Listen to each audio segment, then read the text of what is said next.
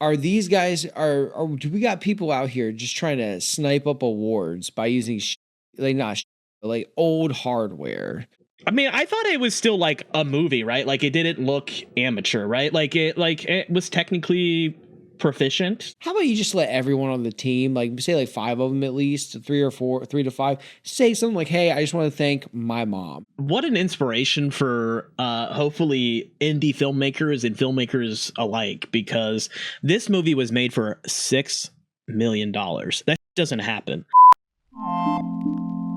Welcome to the Some Damn Movies podcast. Just a heads up, we don't shy away from spoilers. Here's your warning for the following movies: Emilia Pérez and the other Oscar nominees and winners. Enjoy.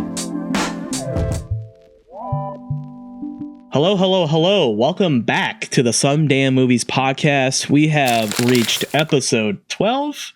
We have like a weird schedule going on right now.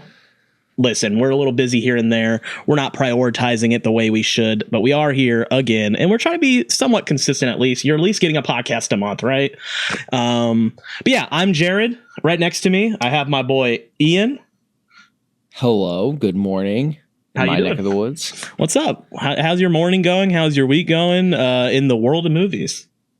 The morning and week I actually got to watch a movie this week. Oh, so that's always good. I think I always just end up in these days being like, oh, I have like hardly any time. Time is very thin, but I made time. I'm making more time for movies. I'll say that for more movies and reading. Which is great, actually. I'm loving it. The thing I've sacrificed is kind of video games, but I still get them in there. Anyway, that's hard, dude. I was thinking about that lately. Like, it's been so hard to get all the hobbies like its own shine. Like, yeah, I'll go a couple of days without playing like Marvel Rivals or something like that, and then I can't remember the last time I played. I'll watch like 50 fucking games. I'll watch 50 movies or something before I play another game. Or like I've been listening to a lot more music lately, especially at the gym. So that's been nice. Last year was a big hiatus for music for me, but yeah, I remember you saying that. Yeah, it was strange. I don't know. It just sort of like left my mind. I was listening to a lot of politics and podcasts, given the current culture of the time last year. I do enjoy podcasts, I think, a lot more.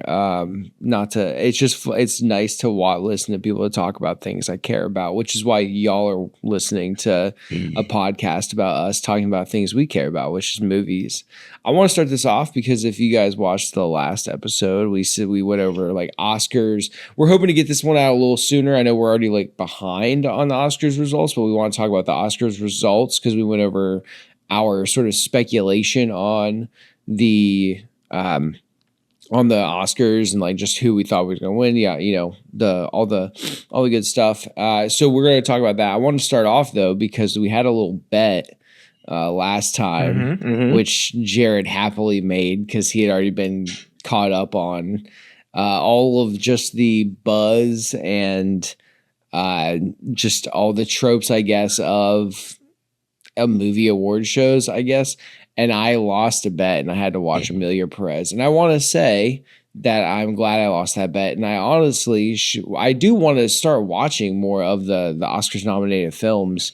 I watched some of them, but not nearly enough. So I did watch Emilia Pérez, though. And we're going to talk about that briefly. I don't want to sit on it too heavily just because I don't want to consume the episode. Jared did not get to rewatch it because I watched it randomly. And he even reached out and was like, hey, like, are you going to do this? Because I'll watch it if you are. Honestly, I think I did him a solid because like he probably knows enough to like go into it. Like probably saved him a little bit. I will say that my thoughts on Emilia Pérez is that I think it's don't know if the term is coined yet, but I'm calling it a Nepo movie. Because I don't understand how it holds a candle to some of these other films. I thought it was not confused. The entirety of my watch had me going, why? That was the thing. I'm trying to get better at reviewing everything. My pursuits in trying to come up with effectively video essays on books and now effectively doing a podcast on movies and just reviewing things. I always had trouble with reviewing, right? I always felt like I had to, like, I don't want to say go with the flow, but some people get a little controversial with some opinions, and if you're not like with it, you're not with it. I just felt like I was a bad reviewer. That's what it comes down to. I thought I was a bad reviewer. And how do you review something? You review something by viewing it, experiencing it, and then really holding to yourself, how did I feel about it? How is this making me feel in the moment? And I was largely confused by this movie a lot of the time because some of these set pieces, some of the story beats did not make sense to me.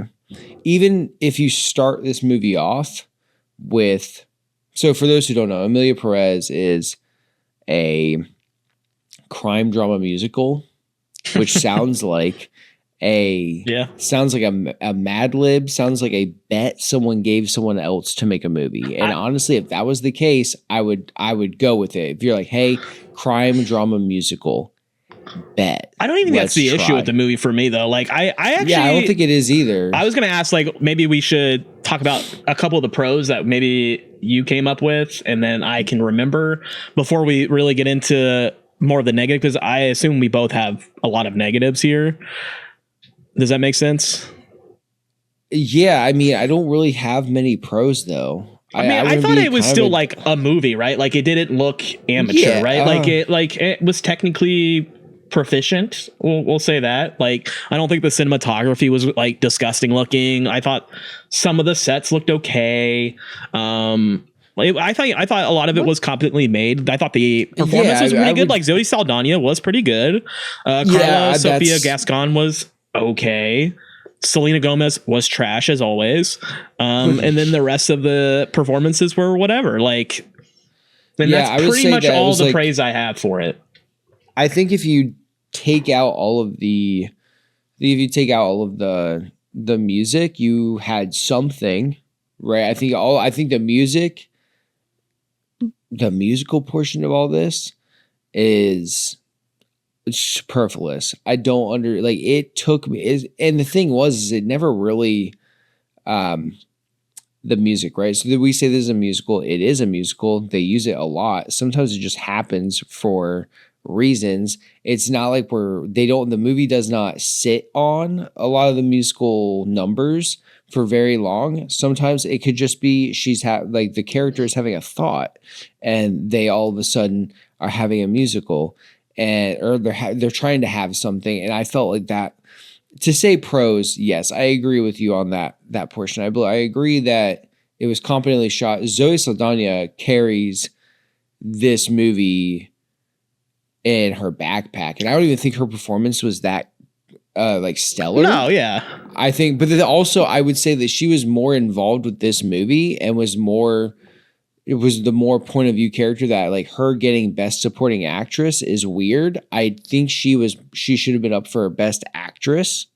And here's why I'm going to go into like that this was like a Nepo movie. I think they purposely put her into the supporting actress role because she had it. She like, I don't know much about the other movies. I know that like The Brutalist came out of nowhere. I absolutely did not hear about it. Probably not hard to pass up Ariana Grande on Wicked. Maybe. I don't know. I need to watch it. Supposedly she's exceptional in it, so. Supposedly, right? I'm actually surprised she didn't win for that one. However, I think that if Zoe Saldana would have been in Best Actress, she would not have won. I think Best Supporting Actress, let's go. She obviously won, and that puts that gives Netflix more credit, right? I think this was ultimately Netflix trying to get the Oscar winner like badge on their movie titles. I'm 100% because like it was competently shot. I'm not going to come over here and be like, oh, it was just like, no, but like, bro, the story is kind of out there. I definitely see why people were upset with, the representation of the trans community because this one made, okay, so we're going to go into like the negatives. The music makes no sense. If anything, it kind of took me out of the experience a lot of the time. whenever it started going, and none of the songs were ever memorable, right? Like this movie actually, well, one's technically memorable because of how insane it is. And it's the like vaginoplasty song. Vaginoplasty. That was when they were in India or Dubai, right? Penis to vagina or something like that. Whatever the fucking song. Yeah, it was as the kids would say, very cringe.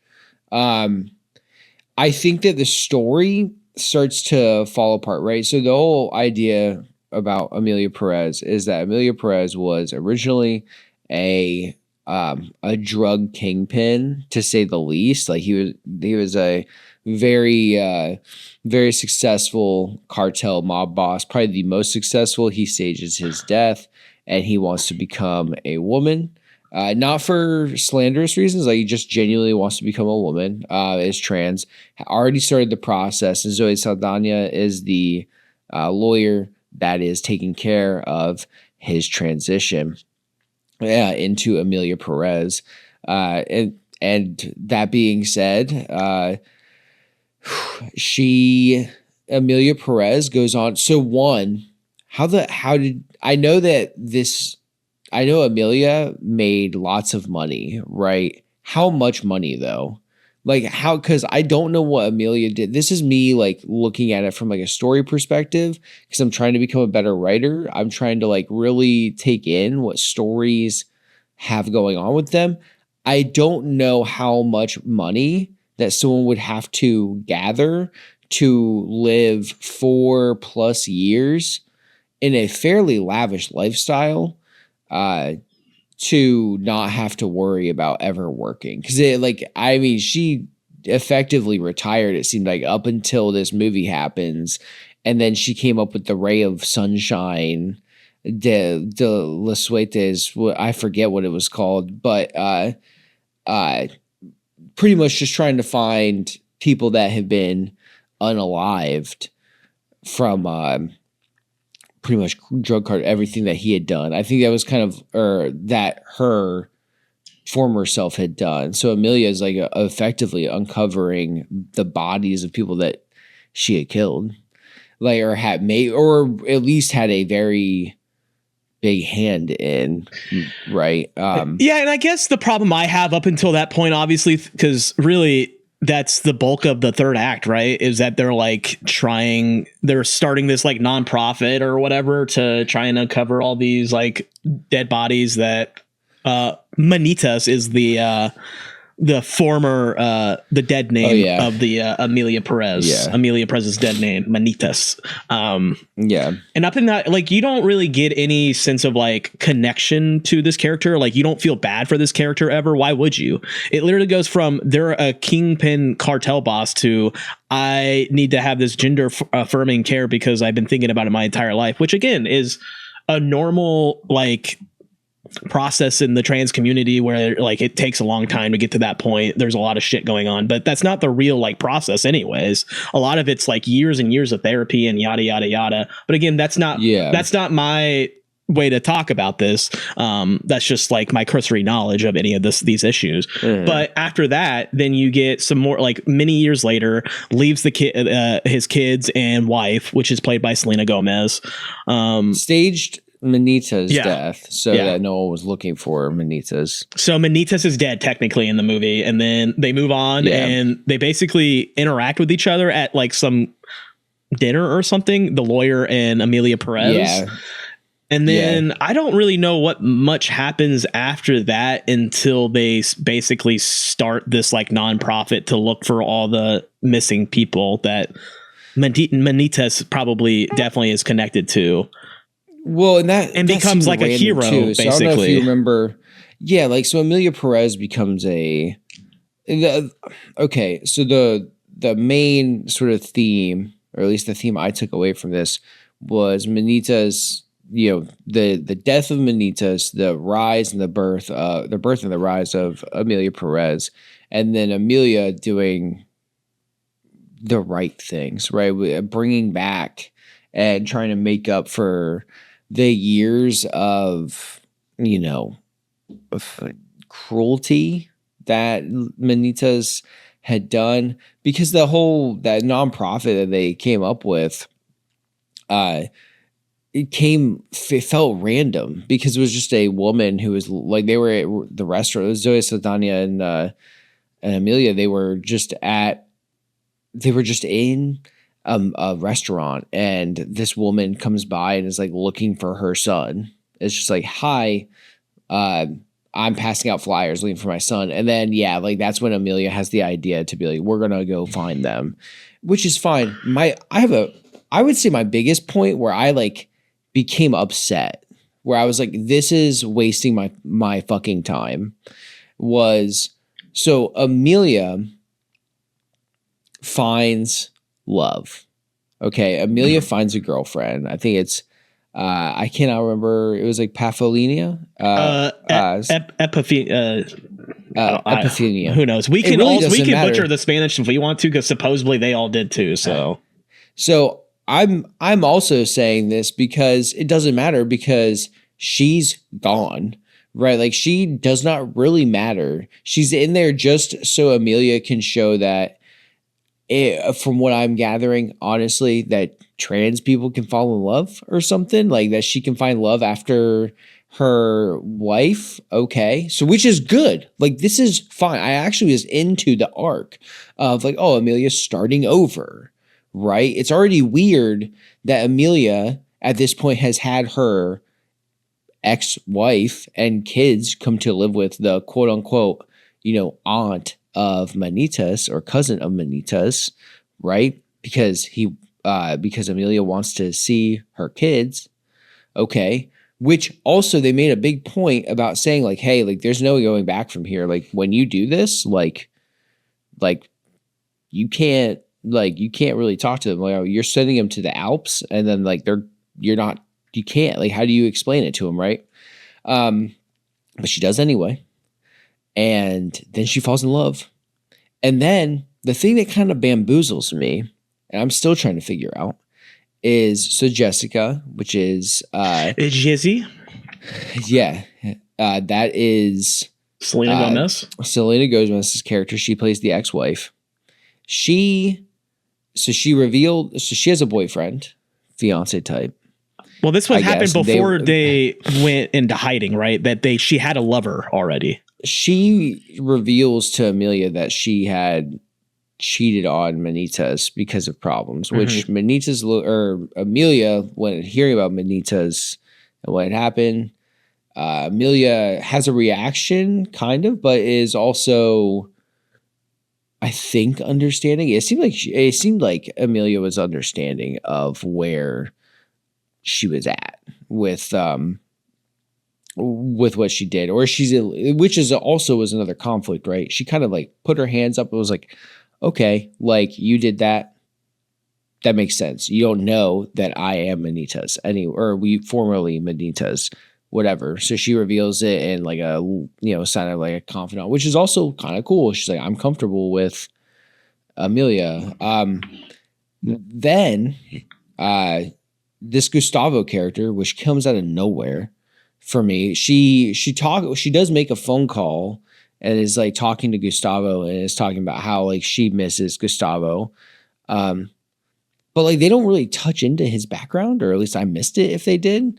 And also good for her, right? Like it's been over 4 years since the death of Manitas took place, right? So she's moving on. Like this is a grieving widow. This is a single mother who is like effectively just been trapped and put into a cage by her former husband, who she now is in another cage with his current, the new self, right? Of Emilia, the rebirth. So it's yet again happening. She's just trying to move on. And then whenever she gets engaged to Gustavo, after some time,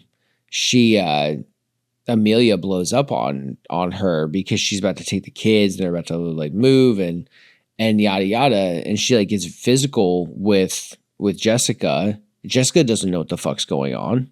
Why would she? Right? Like you killed your former self, literally, and came back.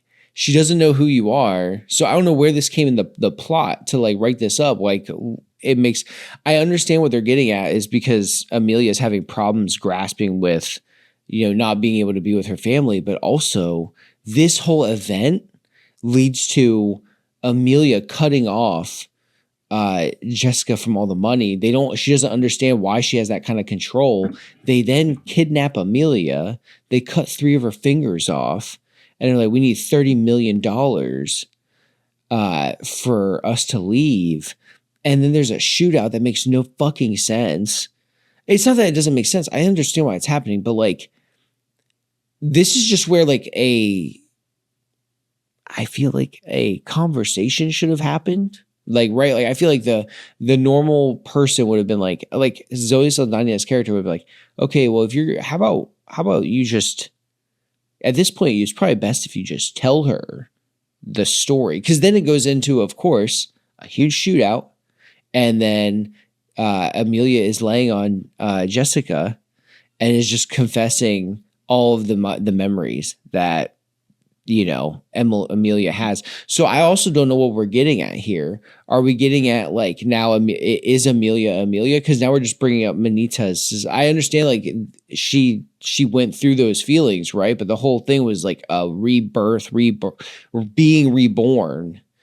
And I'm not saying that she should shun or ignore her past, but I'm like, why couldn't we have just had an adult conversation? Why can't we? Why does it have to be like, oh, this turns into freaking Heat, right? Like, why don't we just talk of like, why didn't we just say, hey, you know, adults have to have adult conversations, whether they're trans or not. Like, hey, I did not feel comfortable with Jessica in my own body, and I'm sorry that I was the husband that I was. I hope you have a good life. I want to be here to support you and the children, but like, I have to explain. And I understand there's probably it's not even a cultural thing. It's like it's an awkward conversation to have if someone were to say, I'm not comfortable in my body. Yeah. This is not the body that I see myself in, and then explaining that to your kids. But that's right? That's an actual like trans experience that's normal that people have that doesn't get represented in this movie.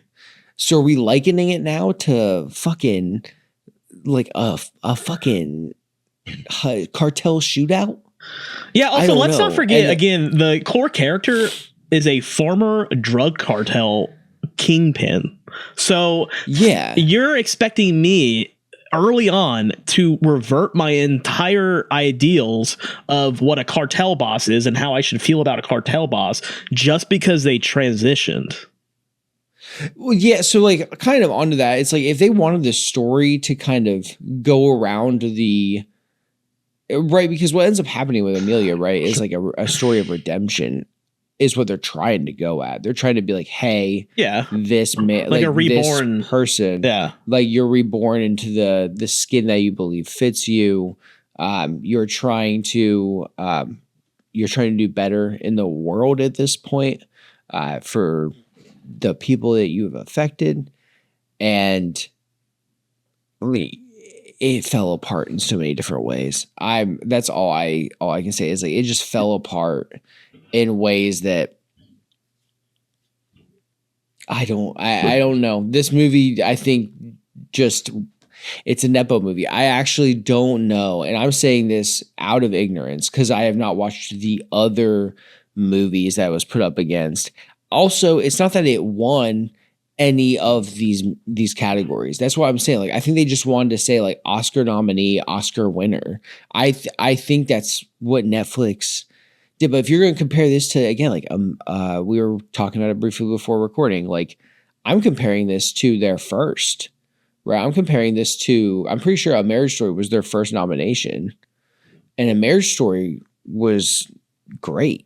Oh yeah, it was awesome. Written and directed by Noah Baumbach. It was awesome. But a lot of people said that Maestro got cheated out. Of what? Like I think it was nominated for Best Picture, right? Some people were. No, Maestro was one of those movies that like it was competently made. It looked good. It was just about a guy that most people just don't really care about, and it just seemed like Bradley Cooper was going way too over the top. And like you can tell like he was just like, I need that Oscar. Like he seemed bloodthirsty to make an Oscar movie. And I think that turned off a lot of people. But like, and then supposedly like a big drama was like his weird like nose that the prosthetic that he had. I remember hearing about that. Yeah. But like the movie itself was like competently made. It's just boring. It just like it looked visually really good. And I thought like some of the performances were pretty good. Like Carey Mulligan is fabulous as always. Bradley Cooper was fine. It was just like no one really cares about Leonard Bernstein, unfortunately. I didn't even know about the man's name until the movie. And I didn't care about the music. I didn't think it was bad. The music was pretty good. Just not my vibe. And obviously it wasn't the voters' vibes either. So let's do last thoughts.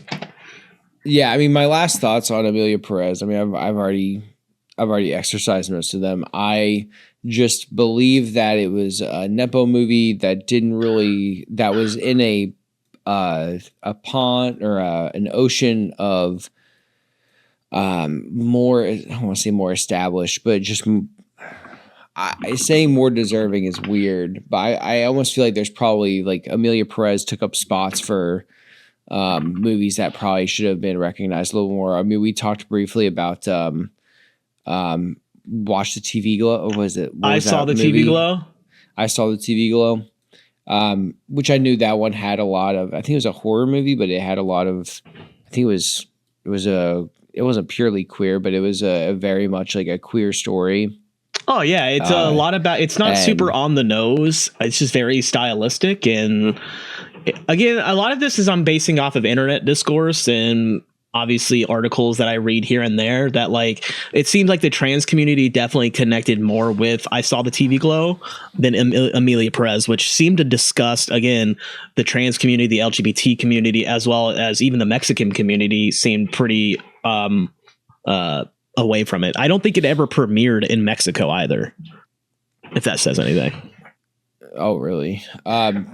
Yeah, I definitely think that there's probably better stories that might have gotten looked over potentially. I was going to ask, how would you feel? Let's say you erase the music, right? And they just play it straight. Do you think it would have been a better movie? Definitely. 100%. You would have obviously had to have like filled some of that void. I mean, there's not like, that's the thing too, is like, there's not like a lot of runtime devoted to the music. The music just kind of breaks the pacing, like where I feel like why are we singing right now? Like why is this happening? Stop. And some of the timing of it was weird reaction too, right? Like yeah, that's what I'm saying. Like it's like why are we doing this right now? Like why are we having a fucking musical? Like the only times the music parts like hit with me again when Emilia fell in love and was talking about that her girlfriend or her love interest. That was a nice little moment where she was singing about that. I liked that part. Even though I thought the whole ending where they were they weren't canonizing her, but effectively like be like Emilia Pérez and all the good things that she did to also undercut all of the terrible things she had done in the past life, right? Like if we're gonna get at one thing is like you might have transitioned, you still committed atrocities. Yeah. Like you didn't just like you didn't just become new and just not kill thousands of people to garner a net like an amount of wealth to where you don't get a reset. You don't get a reset on that level. You don't even get like right. Like that's not the kind of reset you're getting. But either way, the ending I was like, at least appropriate, but I thought it was still kind of corny. There were more moments. Those are like the only two parts where I was like, oh yeah, the music is fine here. But I thought about it just with one thing I was thinking about yesterday. I'll tie this in with like closing my section out, but I was comparing it to all of the other musicals that I'm at least familiar with or like have watched, right? And I was like, what's the closest one this probably like comes to as far as like theme and what's wanting to do, at least for the kids, obviously wanting to be like something in the trans community. And I'm like, how does this stack up to Rent? Right? Like what I'm trying to think of like when you listen to when you watch a musical, what are you there for a musical for? Like, how do they use the music, right? So one, I feel like they celebrate the music, right? Like it's not just being put off to the side, right? Like when I think of Grease, right? It's like everything, all the exposition, all of the story leads up to, it's almost like, it's like a musical has not rising tension, but like rising excitement. You know what I mean? It's almost like it starts, going up, up, up, up, up. And then like to this moment, like, grease lightning, we're going to go make our race car and we're going to go race it in the freaking canals of California, whatever. So they're going to go talk it up, up, up. And then it finally happens and they start breaking out into song, right? So it has like these waves of emotion and like these very emotional moments that like the emotion becomes, and it could be good or bad, right? If you start thinking about Sweeney Todd, it's not like Sweeney Todd's all like chipper, right? It's really like a pretty dark movie, very dark. But the thing is, the emotion becomes swells to such a level that song is how it gets expressed, right? To really convey that to the audience. That never happened for me in Emilia Pérez with the music. Well, yeah, I feel like they were re-explaining what just happened, or like, whatever exposition just happened, especially at the beginning. Like it's like to the point that you're saying about the looking for the doctor song, or the whatever it was called, vaginoplasty. Vaginoplasty. So like they're talking about it, and it's like they're just explaining the service, and then all of a sudden Zoe Saldana is like breaking out into a song about it. And it's not like there's like Zoe Saldana is not excited about it. She's scared maybe because she knows that this guy might kill her if she doesn't do it. But like it'd be different if it was Manitas being explained the process and liking and seeing the hospital and how, rich it looked, and being excited about that. And I'm honestly being very concerned. I'm assuming a lot here, I think, with that, but yeah, it just didn't feel. It never like felt appropriate when it popped up most of the time. Yeah, it never did at all. I don't know why me as the viewer is supposed to be excited about this moment. It's not like this swelling. And that's why whenever I look at the one that sticks out is her love for her new girlfriend or her love interest. It was like you could tell like she is now in love again, right? It's a real love. And like that emotion was swelling in her, and then it was the catharsis of singing it. And I got that. I was like, that worked for me. So why the fuck didn't we do it for the rest of the movie? Anyway, those are my closing remarks on. Yeah, I think we kept it to about where I wanted to on this, but like those are my closing remarks on Emilia Pérez. It was an Epo movie that I didn't. Yeah, I mean, I my opinions remain the same. It was definitely, I think, semi-competently made movie technically when it comes to like cinematography and some of the other choices. Obviously, we were just talking about the music choices are probably the worst about the movie, outside of, again, things that we can't fully comment on is the cultural like connection between the Mexican community and the trans community. But outside of those things, I just didn't connect to the character at all, because I respect that they took a choice, which is making a cartel boss, trying to make you feel connected to something like that. It just didn't work for me because of the direction that they chose, which is to make it like a trans story without really making it too much of a trans story, to be quite honest. It's not like, did Emilia ever get like dead named throughout the movie, or like people were like, you look familiar or something like that, or like misgender Emilia, or it was fully like, this was the best surgery of all time, Emilia's Emilia, which also makes me question. So Zoe Saldana's character kind of picked up on Emilia pretty quickly. Yeah, I didn't really understand. Like the wife didn't. Yeah, I don't really understand how Zoe had like picked up, because she never even, other than the fact that she knew it happened, right? Like obviously she knew it happened, but she never saw. Yeah, she never saw. But Selena Gomez thinks Manitas is dead, so maybe that's the excuse. But it still feels a little weird. I don't know. Overall, just I'm not a fan of it. Never gonna probably rewatch it. Thank God. I guess you didn't make me. I would have. I just don't think it deserved 90% of its awards. Which it was in. That's the thing is we're segueing into the Oscars now. Yeah, I really don't think that Emilia Pérez should have been popping up in almost every damn category. Well, are you ready for this? It did win. I think it just won one, which is Best Music Original Song for El Mal. Performed. That song was not good too. Wasn't that the original? I think it's like the first song.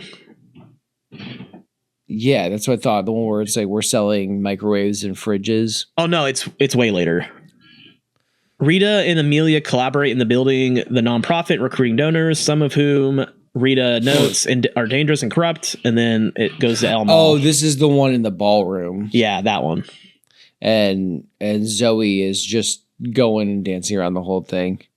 So yeah, that's our transition. This is nice, the 2025 97th Academy Awards.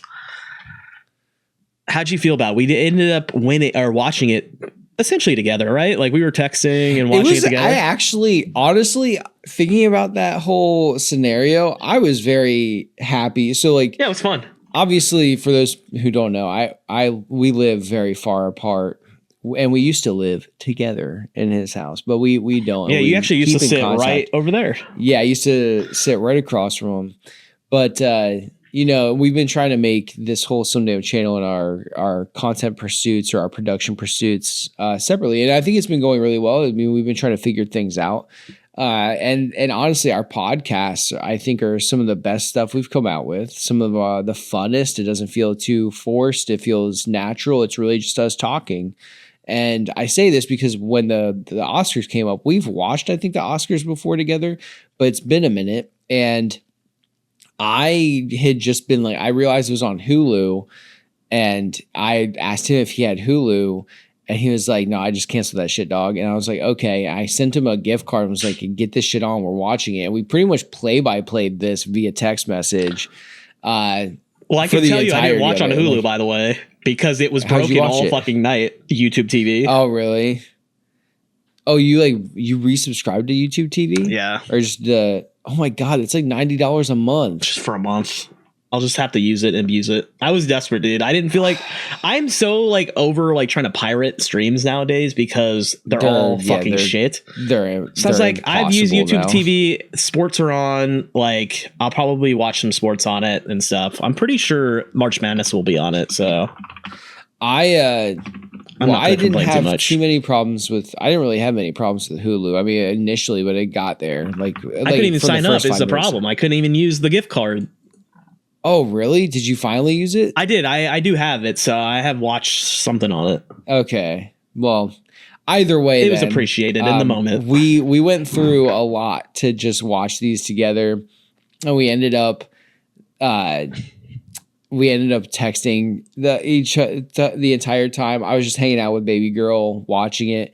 I had a lot of fun watching it as well, and so we're just gonna go through and talk about like our expectations, because the last episode we did on this, we kind of talked about like what our expectations were, and we're just gonna say who we thought.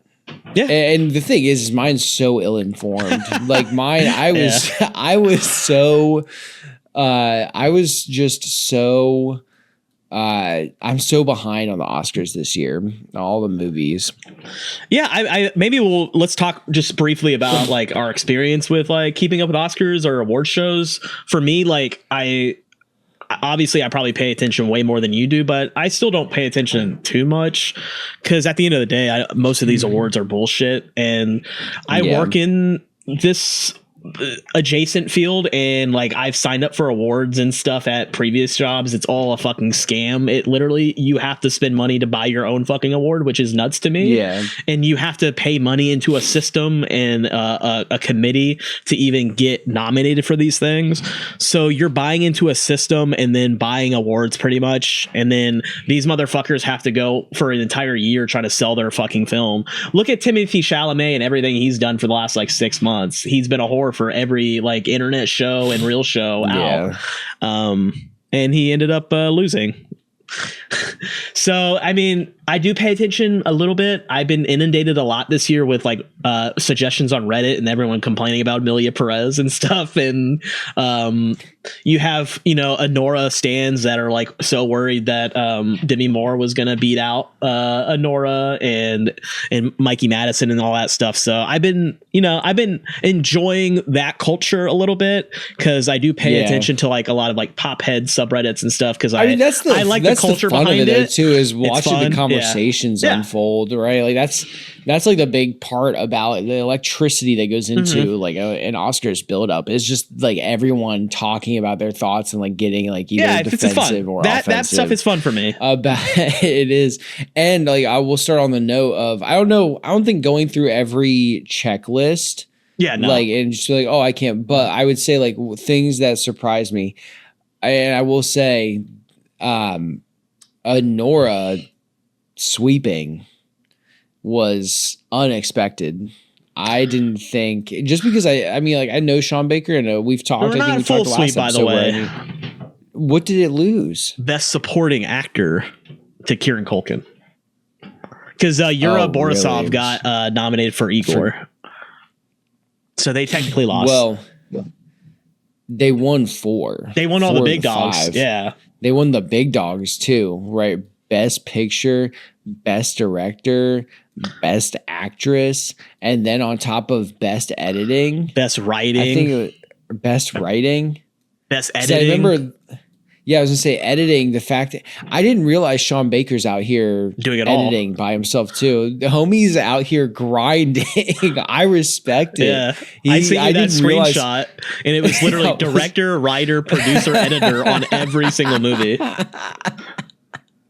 Dude's crushing it. I'm like, this dude, like that is a creative right there. Someone who, I mean, my God.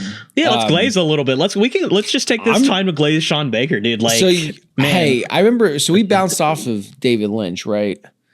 Yeah. And if we were to like prospectively, so I just for what I'm about to say next, when do we think this episode's actually going to go up? If we're just like Wednesday. Ballpark it. You think you'll have it Wednesday? Okay. Yeah. So I kind of want to do a Sean Baker. We have to wait though for Anora to come out because you haven't seen it. It comes out next month. I know. Anora, it does it next month. I thought it was coming out. Unless you might be able to rent it, I guess, on Prime. Let me see. Yeah, I'll rent it, dog. Like as long as it's not. I'm getting the physical next month. Okay, you can rent it for $5.99. I'd re-rent it for you. If you want to rewatch it. No, I mean, I have no problem renting movies either. So like, I'll rent Nora. But I kind of with the way, so even Jess was like, because I was like talking about how like I was, she was here play by play as I'm like watching the Oscars, but like I even think she's into watching like some Sean Baker films, and I've been wanting to watch Tangerine. Tangerine, the Florida Project. Yeah, Tangerine was the one that he shot on an iPhone. Oh, nice. Yeah. And then Florida Project, I think, was the follow-up. Because they always kind of looked similar to me. It was Tangerine and Florida Project. Yeah. But yeah, he was the DO. Yeah, he was the director of photography on Tangerine as well. Because, they shot with iPhone. Yeah, and that one's about a transgender sex worker. So... Again, that's Sean Baker's whole thing is just like, he really likes to make feature films about sort of, the marginalized communities, immigrants, sex workers and stuff like that. So, he's also kind of like a woke boy, I guess, soy boy extraordinaire, like the rest of us. Exactly. I think what I'll do, my strategy, because I think I can knock this out this month for sure. Well, yeah, because this is March. Because weren't we saying February was David Lynch? Yeah, February was David Lynch. We failed. I will say, though... Well, we failed it. We'll take the L on that. We tried. At least I tried, but... Well, I barely... We might revisit it, but this month, we can definitely do Sean Baker. This is the Sean Baker Appreciation Month. In the calendars. The official Sumdam Movies 2025 calendar of director deep dives. This is the Sean Baker Appreciation Month. I'm going to start off. I'm not going to go with Tangerine initially. What I want to do is I really want to hit up Florida Project and I really want to hit up Anora because I've been meaning to. You've been trying to get me to watch Florida Project for 10 years almost now since it came out. Yeah, since it came out, and then of course Anora. I do want to watch Red Rocket because that was actually one that caught my eye. Same, yeah. I haven't watched that one yet. That one I think got a little. Well, I mean, it's just probably not exactly what. I don't know. We'll find out, and then I'll probably go. I'll hit Tangerine and Red Rocket like on their own, but I will make it a point to watch these films. So yeah, for all of those who might be interested in watching along with us, it's the Sean Baker Appreciation Month. Yeah, and I think it's important to understand that like what an inspiration for hopefully indie filmmakers and filmmakers alike, because this movie was made for $6 million. That shit doesn't happen. And this man directed, wrote it, he edited it, he produced it. I mean, and that was literally all his speeches, was just advocating to go to the movies, guys, go to the theaters, support small movies, because we're in an era right now where we're being bombarded with these sequels and reimagining of old tales that we've already seen 1,000 times, which again, I'm personally asset flips. and I'm still okay with it. I'm okay with the MCU. I'm okay with the DCU. I'm okay with superhero movies, but these movies are equally, if not more important, because they're actually being made by people that seem to really care about the format. And this is a guy that, again, made this movie for $6 million, and it just won and swept most of the big awards against some big hitters. And it was just it's a simple movie, but it looks big for $6 million. And he's been working with Neon, which is doesn't get, I think, enough love because of the A24 stands, which myself, I have a lot of A24 merch. I have a bunch of stickers. I have a lot of A24 movies. I'm subscribed to A24, whatever it's called. Like, I'm a big A24 stan. But Neon, my lord, some of the shit they've been releasing. Bodies, I think they put out, right? And then bro, you ready for this? Parasite. Oh, yeah, they did do Parasite. Anatomy of a Fall. I haven't watched that one. Perfect Days, which is a Wim Wenders movie that I haven't seen, but I think that was pretty big at the time that came out. I, Tonya, another big movie. Long Legs, didn't really love it, but it's still a big movie. Ferrari. Yeah, I'm surprised. Oh, wait, which one? Just Ferrari. I don't think you watched that one. Oh, okay. No, that's the one with Adam Driver. Adam Driver, yeah. So yeah, they have some real big stuff, and I think they have some bigger stuff coming out, but yeah, it's you might have to go and become neon fanboys now. I'm a Neon fanboy. I've been enjoying their stuff. I'm excited to see what Sean Baker. I'll glaze Sean Baker a little bit more during our movie with Hunter Schafer as well, right? Was it Cuckoo? Cuckoo. Yeah, I really like Cuckoo. Actually, I did watch that. We watched that in theaters. It was pretty nice. I actually have a Cuckoo shirt coming in. So. Oh, nice. Yeah, after Anora won all the awards, I was like, you know what? I do have too much A24 shirts, so I'll buy some Neon shirts. So I bought. I have to go with some Neon shirts. I bought an Anora shirt and a Cuckoo shirt. So, yeah, I'm excited. But no more glazing Sean Baker for now, because I think we should really focus on the Oscars. We'll worry about that during our month-long review of him. Again, we're going to have the month-long review of Sean Baker. I'm trying to think of some. Let's just go ahead. Another big one of the night was The Brutalist. And I feel like The Brutalist came out of nowhere for me. I feel like they dropped that in September, maybe October. And then it just destroyed. It destroyed way harder than I thought. Adrian Brody getting Best Actor. Taking an hour for his fucking speech. Jesus. I actually that was one where I was like, shut up, brother. Yeah, this is the thing where it's disproportionate with like speeches, right? Where I'm like, hey, I think there's a respectable amount of time for a speech, especially if you give a team an award. How about you just let everyone on the team, say 5 of them at least, 3 or 4, 3 to 5, say something like, hey, I just want to thank my mom. Hey, I want to thank my family. Something like that. They were cutting them off after 10 seconds, but because Best Actor is so revered and coveted, right? Best Actor and Actress, we're just yo, let's take 15 minutes. Like give him that. And then he still was trying to fill it up. Oh, of course, because it's like it's arguably the second most, I guess technically even the way it's lined up, like third most coveted award. Yeah. Only behind director and only behind best picture. Like it rounds out the night. Wait, did he have the longest speech of all time? I'm trying to look this up. Where is it? No.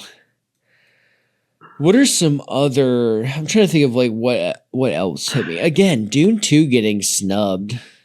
Yeah, okay. Just like real quick, it was 5 minutes and 40 seconds long. It was the longest in Oscar history. Second to Greer Garson, who was also named I don't know this. Best Actress at the 15th Academy Awards. So beat it by 10 seconds. So she's yapped for 5.5 minutes. Yeah, and then the shortest was Clark Gable and Alfred Hitchcock by just saying thank you. That's because the thing is, that's really what it comes down to. I mean, take a moment to tell people like you appreciate it, but damn, dude, like more than a minute is rough. All right, go back to it. Sorry for interrupting. Go ahead. No, I'm trying to think of like the big moments of the Oscars because again, I don't want to go category by category because I mean, really big actor. The actress award was probably the biggest for me, the biggest one of the night.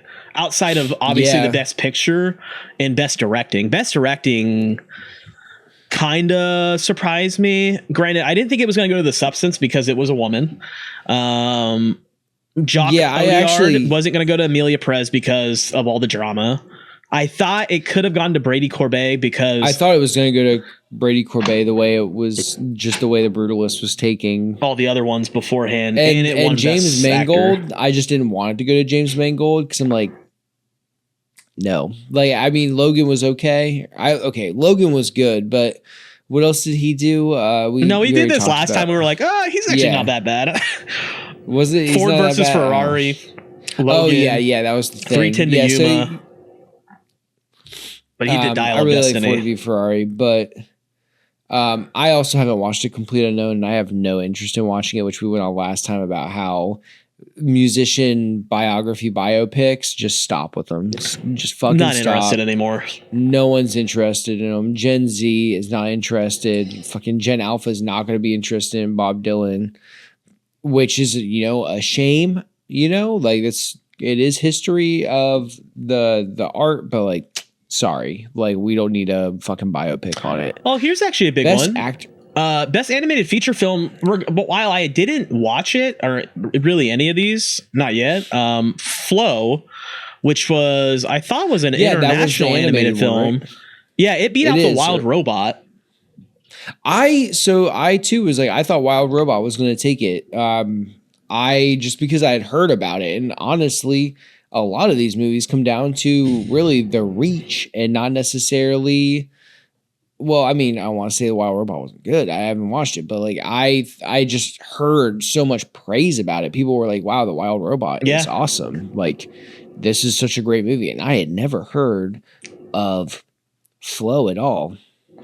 Well, The Wild Robot's made by the guy that did the Lilo and Stitch movie. So if that tells you anything, yeah. I mean, I know Lilo and Stitch was in theaters for the longest record time I've ever thought. Like I remember being at Regal Cinemas in West Virginia, not being at it. I remember passing it every day on Grand Central and seeing Lilo and Stitch was in there for at least 6 to 7 months. The longest time it's the longest box office run I've ever seen. Visual effects ended up going to this is another I think one. It went to Dune. Visual effects? Visual effects. Oh yeah, because we talked about this. I actually thought it should have gone to, and another movie I haven't seen, but just because I'm such a big fan of the previous trilogy, was the Planet of the Apes movies. I think you'd like the new one's not as good as the trilogy, but I still liked it. And I like that it picked up where that trilogy. Mm-hmm. It's not his kid, right? It's not Caesar's kid. It's like a Caesar's. No, it's nothing to do with Caesar.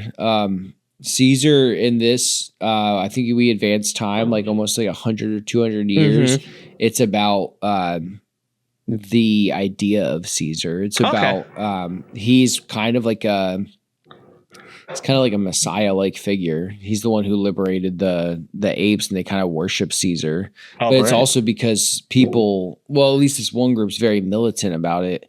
It's a good watch. All of them are great. Yeah, like it's a good watch. I think it's a real shame because I feel like it got slept on. I think people just kind of, all of them kind of got slept on, in my opinion. Yeah, they did. Agreed. And I do think that it's like, I think the only takeaway I had was maybe it was a little too long, maybe, but there's like no humans either. There's one human the whole time. They're pretty much extinct. Okay. So it's definitely a cool movie, and I definitely recommend it. What was another one that I did? Awards. Best cinematography, I would say it was definitely a big toss-up. We haven't seen The Brutalist. Some of the comments I've seen is just like the big thing was that it was shot on an old format, and I think that's probably what pushed it over the top. Do we get, so on that note, do we give out fucking extra points for shooting on ancient fucking hardware? It's like, all right, I get it. We're trying to be more authentic to the craft, and we glaze that shit up, right? We're like, oh yeah, he used like a Super 8 freaking camera and like this ancient film that we can't produce anymore. He had like the last tenth of it ever to be made. But like, I don't know. Specifically this format though, like I'm a fan of it, and I always wondered what the fuck it was called. Because there was always just like a look to it, like this widescreen format called VistaVision. It's pretty sexy. It's a good look. You'll have to look it up. I'm not trying to dog on the craft. I'm not trying to say, but I'm saying my point is that these guys do we got people out here just trying to snipe up awards by using shitty, like not shitty, but like old hardware, right? Like, yeah. I guess I am. Like I don't think it warrants it because like right, like this at one point in time VistaVision was contemporary, right? It was current. People were using it. It's like just because you brought back a legacy, medium of recording, right? It should come down to the story and what the movie you're putting across, which it does probably. Like, right, like The Brutalist probably absolutely utilized VistaVision well, and on that I give it. But like, just for the sake of people using like a damn like Super 8 or some fancy or old ass ancient lost to time camera, like stop. It's like with Euphoria. Like Euphoria, they use like, I forget which kind of camera they use. They use like a specialized camera with specialized film. There's only like, it looks good though. There's only like X amount of film left, because that's what they always say too. There's only X amount of film left, and he's spending it, like HBO's paying him so much to like just use that. I'm like, does that make it fucking better though? It's like, no, it looks good, but like Euphoria is still not like that. It's an engaging show, but it's not like, I don't know. It's not like a great show. Like it's honestly, it's good. Yeah, it's fine. It's good. Period. Yeah. What else? Best costume design. I wish Dune 2 got nominated for this, but it did not. I actually think this is where, like with costume design, I think this is where Wicked was destined to take it. I don't mind Wicked winning, but the fact that like, let's say Gladiator 2 got nominated for it, don't care. Conclave, whatever, like... no, you know what? Conclave gets fucking nominated for best costume design when it's just fucking robes and shit. What is Dune 2? Robes and shit.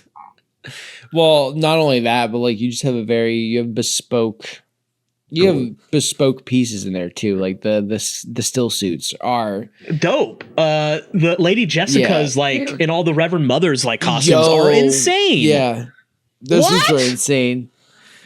Dude. And then Gladiator, they're like, just put him in some Roman armor. I was happy to see Nosferatu did get nominated, even though it didn't win. Definitely deserved it. some dope, really like that definitely wins because it was like stylistically far different than the rest of them.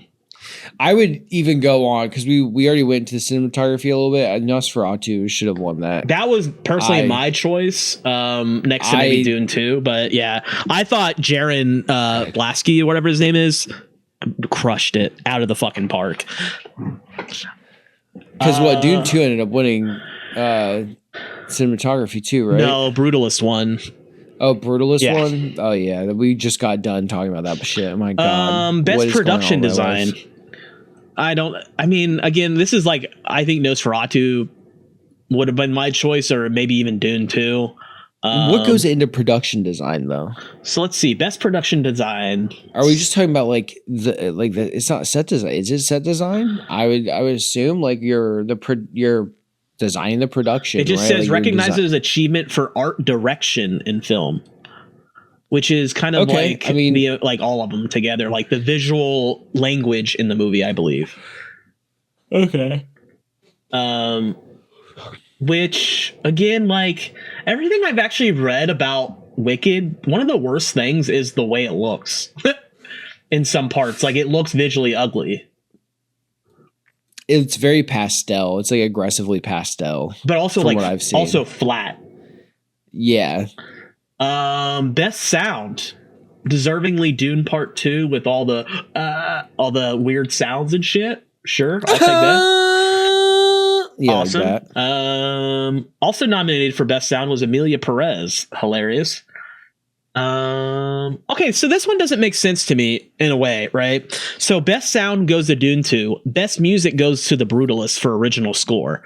Also nominated for all three of those. So best music original song, and best sound are all Emilia Pérez, but they win best music original song.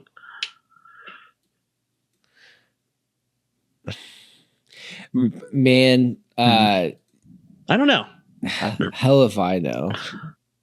So the score, I think, is the overall, like just like the score is the entirety of the music, I think, in the production. Right. So like Hans Zimmer comes up with a whole score for Interstellar, right? Like he's like, hey, beginning to end, here's the score. Like you could play.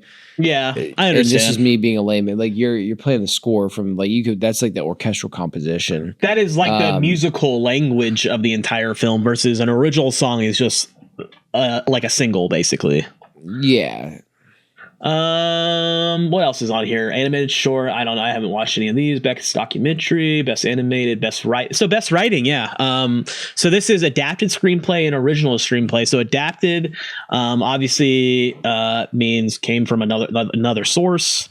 So Conclave won that one against A Complete Unknown, Emilia Pérez, Nickel Boys, and Sing Sing.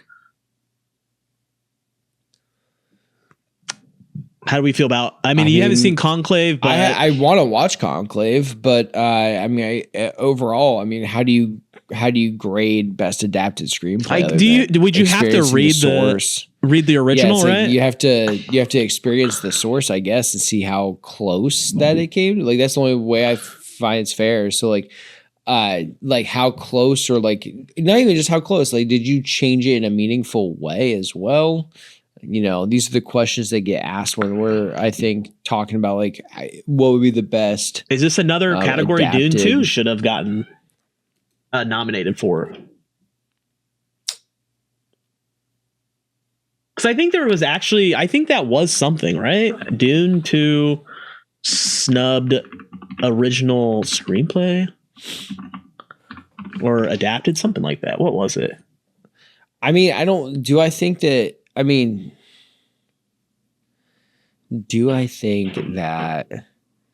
it should have been like in the adapted? Honestly, probably not. I would have given it like the thing is like I agree with like why I found out. I just remembered. Okay, so Dune 2 didn't get nominated from the Oscars for music because of it wasn't original score is why, right? Yeah. It didn't get an original score because it was a sequel, I guess. Oh yeah, the sequel camp came kept coming the fuck up. Where But they were then- like, hey, yeah. But then people were arguing, why did Wicked get nominated then, since it's adapted from a play? That was the drama. Damn, got him. What else we got here? So yeah, best writing. Our boy Sean Baker beat out The Brutalist. A Real Pain, Jesse Eisenberg's movie, which still need to watch. I want to watch. I think that's the sleeper of the ticket for me. Is I want to watch that one because it only got nominated for 2? No, I think it got 2? best. Because I mean, Kieran best supporting. It won that off. and a best original screenplay, and I think it got something else. Maybe not. I don't know.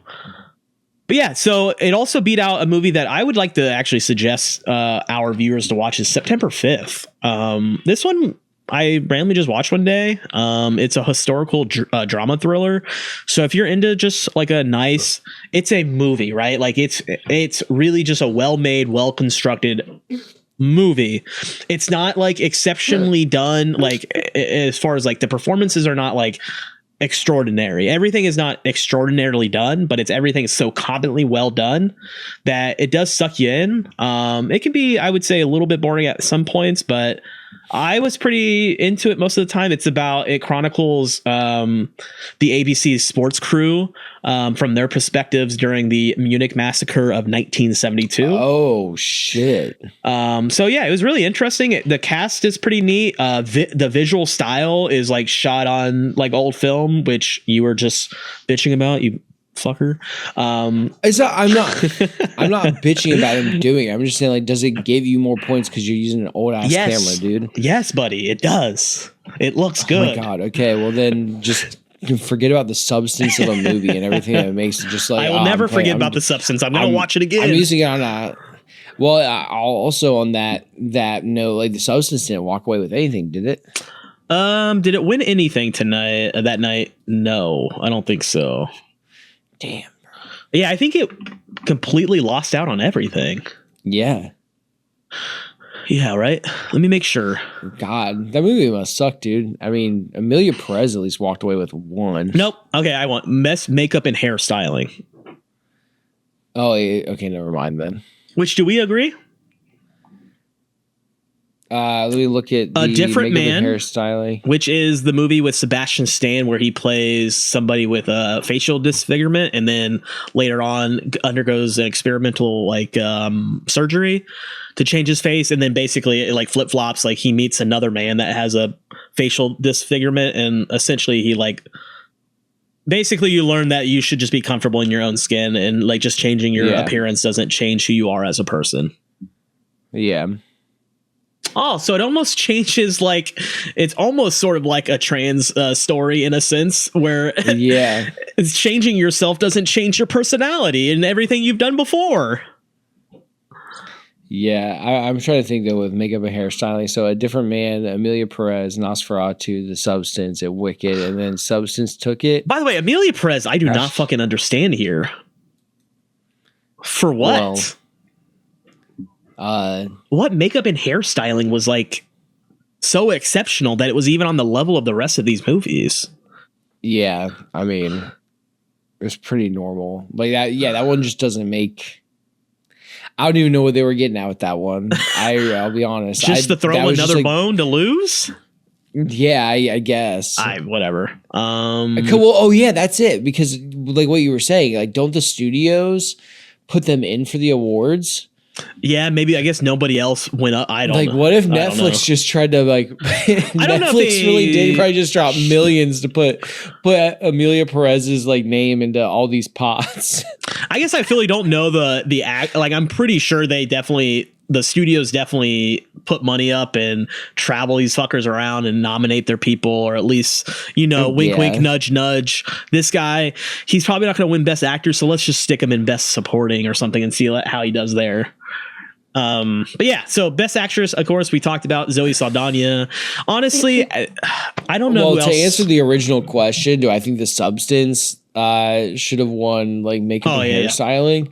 Not like I think it was.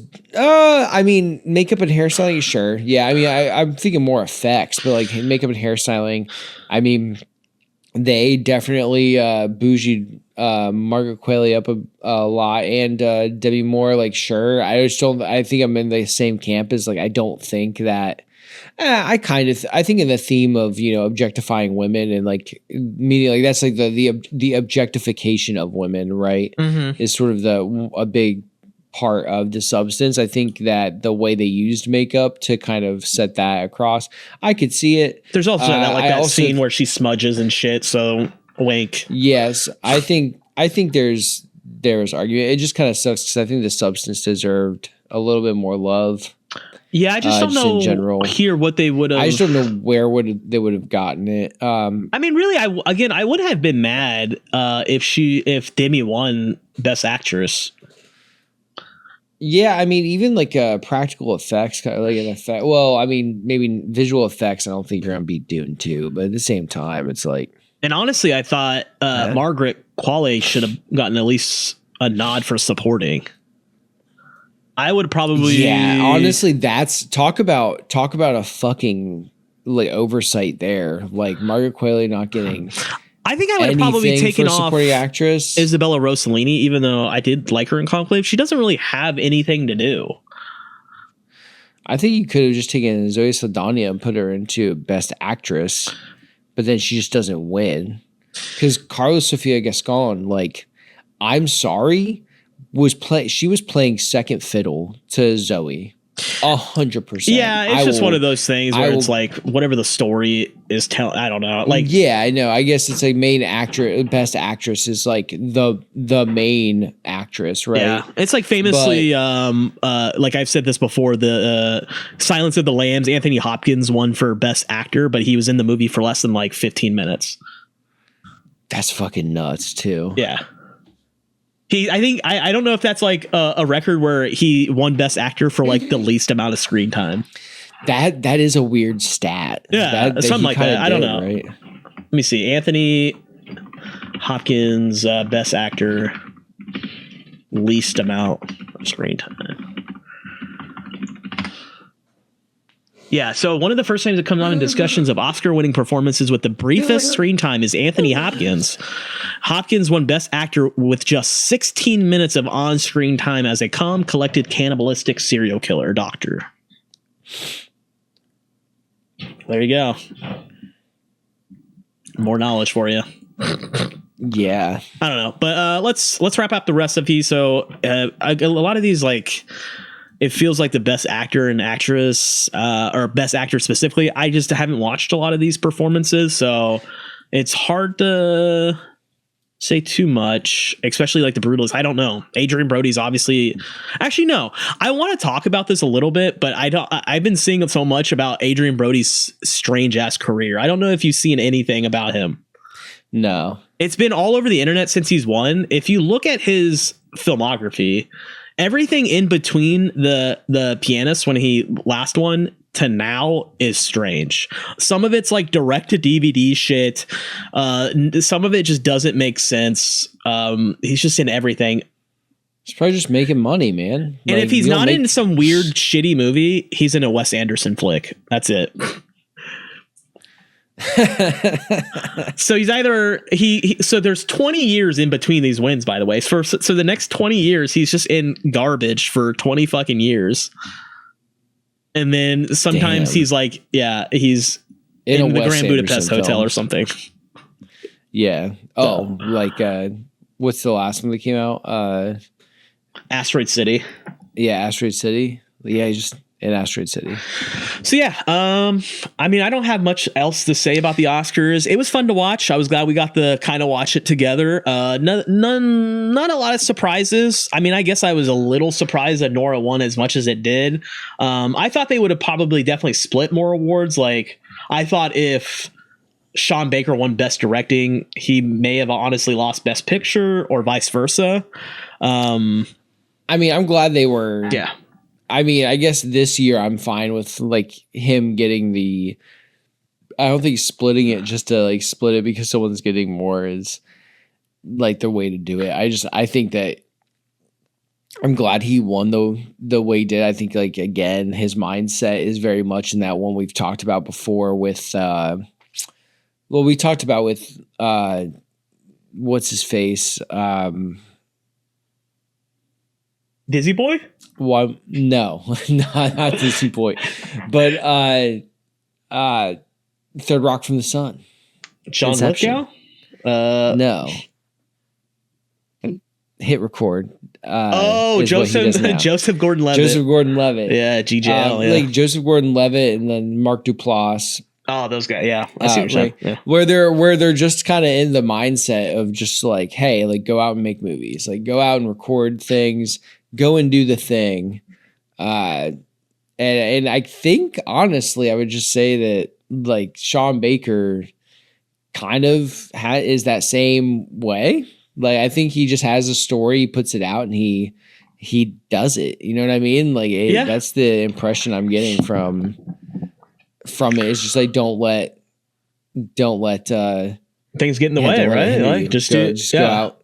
Yeah, just go out and do it. So I think, and then again, he's just like advocating for not letting the cinema die. Yeah, and he does. What I like about him too is something that if you watch any like small town film, like an amateur film, you can pick up on the normal issues a lot of those movies have.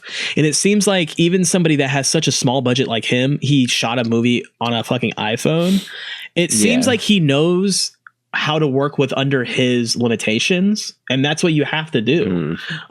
You're not going to get Disney money right now. Disney money happens after you win an Oscar. And then the rest of your career is fucked because you're going to make garbage after that. Hopefully Sean Baker doesn't. And I think he seems like Sean Baker on the next Captain America. Yeah. I mean, I'm sure he can make it work, but do we see a Disney movie made for less than $10 million? Hilarious. I want to see it, but it won't happen. But I do think he's going to just stick in his own lane, in his own pocket. I don't think he wants to go outside of that. I think he likes to make what he wants to make. And it seems like he has more creative control.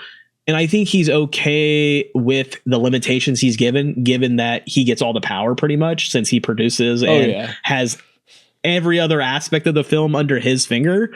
I think he's a huge inspiration, and I'm glad that a movie that small won at such a big awards that truly don't matter at the end of the day. Who fucking cares? Yeah. But it's fun, and it's fun to talk about. And that's pretty much all we have for you today. You have any other notes? No, that was really it. I was going to say, like, we can just segue into the closeout. I'll like go ahead and do that. So obviously, like, comment, subscribe. Just do that. Why? Like the only stipulation is rank us on all the podcasting platforms, whatever podcasting platform you're listening to this on, as well as the only caveat is if you rank us a 1-star review. If you dislike this video on YouTube, you have to leave a comment, a constructive one, telling us how to get better, because we cannot get better to improve your listening experience without that. For homework, kind of. Again, just a reminder, we're going to go on the Sean Baker Appreciation Month this month. We're going to start the two staples that we are going to watch are going to be The Florida Project and Anora. That is like, you have to hit those. Bonus objectives are Tangerine and Red Rocket. Okay. We're working men. You're probably a working person. So we need to be good with our time. So that being said, that's your homework. Anora, Florida Project is what going to be the main focus of next time. And then the other Red Rocket and Tangerine are going to be kind of bonuses.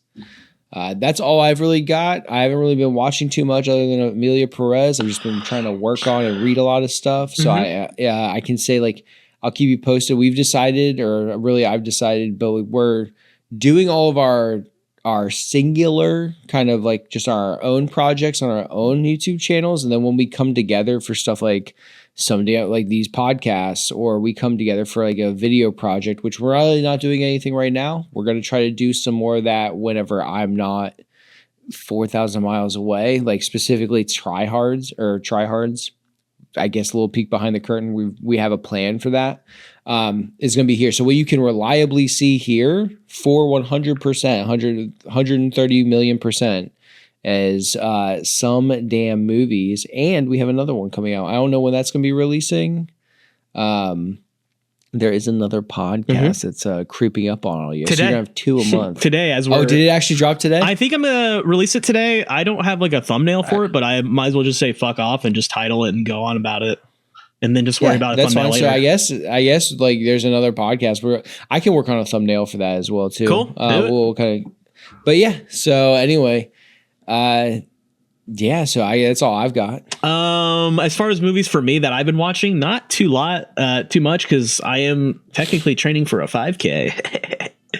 Yeah, see, I'm excited for that video. I haven't started recording anything because I've just been. You also don't have to, but I know you mentioned. I want to really bad, but it's just something that like I just need to get over. So I'm gonna have her actually film some B-roll for me tomorrow. So and get that started tomorrow because really tomorrow for me is when the weeks really start getting hard because the longer runs happen tomorrow, week 4 because I'm 4 weeks in now. 4 out of the 9. Okay. So the big runs will occur tomorrow and then the following weeks. I have a 20-minute run in 2 weeks. I'm very excited for. Very nice. Other than that, I have been watching a little bit. So I watched The Mist randomly the other day. Again, just a fantastic shitter movie I just slap on. It's not shitty. It's a great movie. Did you watch it in black and white? No. Watch it in color. I still really liked it, but it's not like amazing, but it's not bad. It's watching it in black and white's the way to go. Yeah. Okay. I might have to do that next time. But yeah, that's a Frank Darabont movie. So it was really nice to see a lot of the Walking Dead like first season cast in there. Like yeah, you see so many. I'm like, holy shit, I can see it. Yeah. Because I didn't even know who the director was until I saw those cast members pop up. I was like, oh wait, is this who I think it is? Yeah, Frank Darabont. What else? Apollo 13. I watched that again this year. I watched it. Wow. I watched it last year. And so I was like, whatever. I watch it again. It was a Netflix movie, so I watched it on the Peloton. It took me 4 days to watch it. Just because that's just how my movie watching is right now. Like I watched The Matrix before that as well. Because I just got it on Blu-ray. So where is it? It was somewhere. But yeah, I watched that. And then before that, I watched Nickel Boys, which I think I taled to you about last week. Yeah, we were talking about that last time. So I watched 3 movies since last week. If that tells you anything about my movie watching lately, it's been... Oh yeah, it's been pretty low. Nothing like last year. I mean, before that, I have a quick question for you. I did watch like Snack Shack, which I wanted to rewatch since last year. It was a big 2024 movie. I really enjoyed it. Coming age film. And before that, I did rewatch Oppenheimer. So that's about it. That's all I've been really watching. I've been pretty okay with it. Like my challenge is gonna fail, but that's okay. Yeah, I have other challenges I'm all about this year. I'm still watching movies, still loving movies. Yeah, I think I have better challenges this year, honestly. I still plan on going to the movies more. We're gonna probably go see either The Monkey soon or heard pretty good things about that one. What's the other one that's coming out? There's a one called Novocaine that might come out. That might be pretty fun to go see. That one's getting some decent reviews. Oh wait, what am I even thinking about? So next week is my birthday, by the way. The 17th. So we're gonna go see Mickey 17 in theaters. Oh, that'll be really cool. So we'll probably go see that in IMAX potentially. Other than that, that's pretty much all I want to see in theaters right now. Novocaine. I don't know what else is coming out. I actually might go see Snow White, to be honest. I'm not even kidding. Snow White? Yeah. Oh, the new one. Okay. Yeah, because if I remember correctly, it is written by... Where is it? I thought it was. Am I lying? Maybe I lied. I thought it was written by Greta. I thought one of them was going to be written by Greta Gerwig, so I was going to go see it. Yeah, Greta is working on Chronicles of Narnia. Yeah, I know she's working on that. Yeah, it says that she's a writer for it, so I don't know where her name is on here. Music, edited, production. It says screenplay by somebody else, but it says that she has a writing credit on it somewhere, so I might go see that. Who knows? But, also, I will be watching this soon, so Wicked will be in the you got it rotation soon, so... That's it. That's all I have. subscribe to the channel, do whatever you need to do. Podcast will be released as we're recording today, which is March 9th. So hopefully by the time you see this podcast, which will be March 12th, which is a Wednesday, it's already 3 days in. You've already watched Some Damn Sunday and our thoughts on Marvel Rivals. I have a quick question. Many moons later. Is that a butt plug behind you? This guy? Yeah. No. What the fuck is that? So this is it goes by Morchimon. Morchimon? So my first intern that I had at the college moved on, obviously, and then he became sort of like a toy maker, and I bought one of these from him. Nice. So okay, yeah, I just saw that. I was like, is that looks like a butt plug? First off, we don't kink shame on this podcast. Second off, it's a toy. Yeah, I have this little guy too. It's like that looks really cool. Yeah, it's just kind of the same thing. I think this was like I think he packaged these with all the original ones of these. So yeah. Cool. Nice. Yeah. Maybe we'll do an office tour in the future. Sick. All right, y'all. Bye.